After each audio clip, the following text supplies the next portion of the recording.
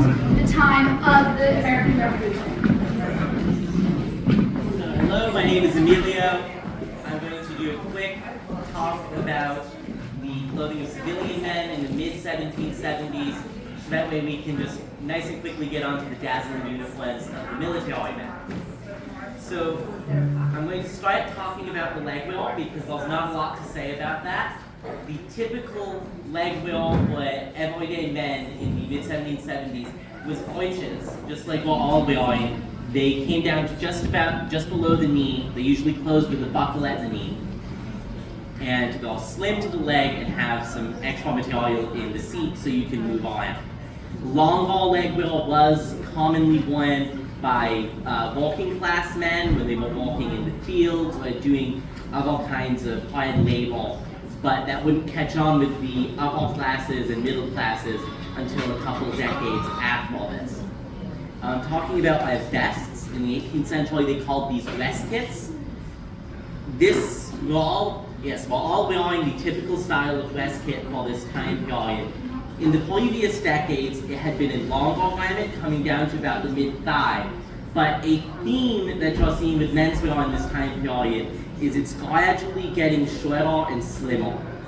So 1770s menswear is just kind of a snapshot between two endpoints, traveling from the very full garments of the 1750s with lots of extra fabric to the very trim tailcoats of the late 18th and early 19th century.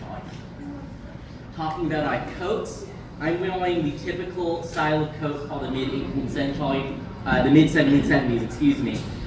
I'm sorry, what's it called? Paul is wearing maybe a slightly earlier coat. It's less fitted. It has a wider body, as you can see. His is also made out of linen, which is very common in summer garments because it's cooler. But wool was kind of the standard material most of the year because it's hard wearing. So you get more life out of it. And then going over to Tom, he's maybe a couple years ahead of fashion with his coat. You do see lapelled coats like this in the mid-1770s, but the lapels are usually much larger. So with that slim double hoisting that doesn't actually close in the front, that's the cutting edge of fashion in this time period. His coat also doesn't have cuffs, which is beginning to come into style in this time period. And then moving quickly up to headwear, this 1775 specifically is a time of a lot of change in menswear. So what Paul is wearing is, men's headwear, excuse me. What Paul is wearing is your typical cocked hat of maybe the 1760s. It's an equilateral triangle of kind of medium height. When you get to the early 1770s, you end up with a triangle that's not equilateral like this one is, but the hat is much lower. It's a very small hat. And then right when you get to the mid-1770s, all of a sudden they get really tall, like Tom and I are wearing. And Tom's hat, you can see, is also designed to be worn cocked over one eye and tilted off to the side. This was very, very common with young, well-to-do men.